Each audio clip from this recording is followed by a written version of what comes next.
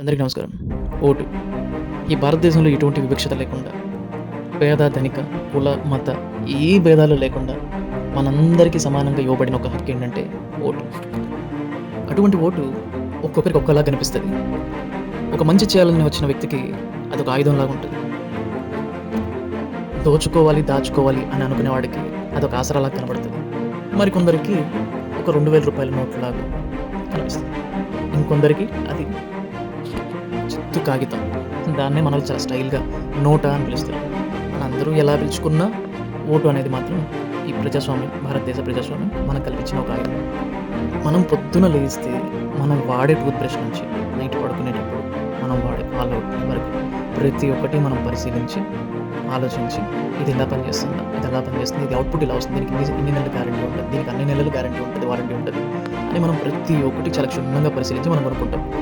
ఆన్‌లైన్‌లో మనకి తక్కువ పడుతుందని కొనుక్కునే వస్తువైనా సరే ఆఫ్‌లైన్ స్టోర్‌కెళ్ళి దాన్ని పరిశీలించి, దాన్ని వాడి అంతా మనకు నచ్చితే మళ్ళీ అక్కడే పెట్టేసి మళ్ళీ ఇంటికొచ్చి మొబైల్‌లో ఆన్‌లైన్‌లో ఆర్డర్ బుక్ చేసుకొని మనం తీసుకుంటాం. ఇంత చేసి తీసుకున్న వస్తువు ఎన్ని రోజులు వస్తది? 3 నెలలు, 6 నెలలు, మహా అయితే ఒక సంవత్సరం వస్తది. ఒక సంవత్సరం మనం వాడే వస్తువుకే ఇంత జాగ్రత్తగా తీసుకుంటాం. అలాగే పిల్లల్ని ఏ స్కూల్‌లో చేర్పిస్తే, ఏ కాలేజ్‌లో చేర్పిస్తే ఎలా మనవాడు డెవలప్ అవుతాడు, మనం ఏ హాస్పిటల్‌కెళ్ళి, ఏ డాక్టర్ దగ్గర ట్రీట్మెంట్ చేయించుకుంటే మనకు బాగా అవుతుంది, మనం ఏ కంపెనీలో పోయి మనం ఉద్యోగం చేస్తే ఎంత సాలరీ వస్తుంది అని ప్రతి అంశంలో మనం ఆలోచించి మనం నిర్ణయించుకుంటాం కదా.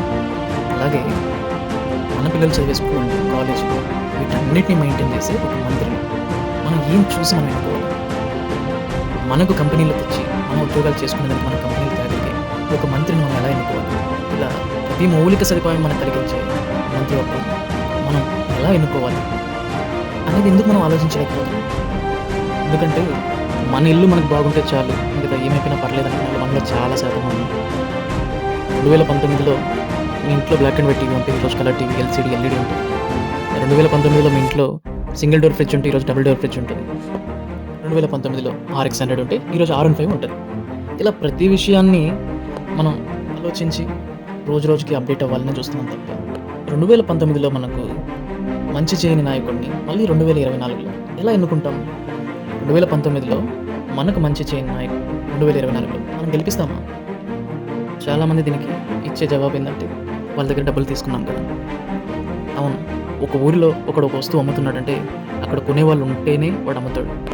అలాగే మనం ఓటుకు నోటు తీసుకోకుండా ఉండలేం కాబట్టి ఒకవేళ తీసుకున్నప్పటికీ మనకు నచ్చిన, మనకు మంచి చేసే నాయకుడిని మనం ఎన్నుకుంటాం. అంతేగాని వాళ్ళు ఎక్కువ డబ్బులు ఇచ్చారనో, వీళ్ళు ఎక్కువ ఇంకేదో చేశారనో కాకుండా మనకు మంచి చేసే నాయకుడు మనం ఎన్నుకుంటాం. పొద్దున లేస్తే టీవీలో ఆ ఎమ్మెల్యే 5,000 కోట్లు తినేశాడు, ఈ ఎంపీ ఒక 10,000 కోట్లు తినేశాడు అని బాధపడుతూ ఉంటాం చూసి.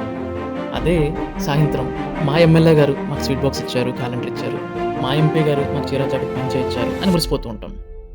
అంతేగాని పొరుగు రాష్ట్రాల్లో మన పిల్లలు వెళ్ళి చదువుకుంటున్నారనో, ఉద్యోగాలు చేస్తున్నారు, కానీ మన రాష్ట్రంలో ఎందుకు చేయలేకపోతున్నాం మాత్రం మనం ఆలోచించాం. మనకు సరైన వైద్యం కావాలంటే చెన్నై, బెంగళూరు, ఉద్యోగాలు చేసుకోవాలంటే చెన్నై, బెంగళూరు, ఆఖరికి తక్కువగా పెట్రోల్, డీజిల్ కొనుక్కోవాలన్నా కూడా చెన్నై, బెంగళూరు బోర్డర్కి వెళ్తున్నారు మనం. ప్రతి విషయంలో మన రాష్ట్రాన్ని పక్క రాష్ట్రంతో కంపేర్ చేసుకున్నప్పుడు ఆబ్వియస్లీ మన రాష్ట్రం ఇప్పుడు తక్కువగానే ఉంటుంది.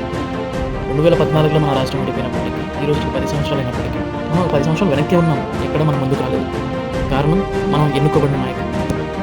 దయచేసి ఈసారైనా సరైన నాయకుడిని చూస్ చేసుకొని, సరైన నాయకుడిని మీరు ఎన్నుకొని మన రాష్ట్రాన్ని అభివృద్ధి వైపు మనం నడిపించడానికి మనవంతుగా మనం కృషి చేద్దాం. ప్రతి ఒక్కరూ మన ఓటు అనే ఆయుధాన్ని ఉపయోగించుకుందాం.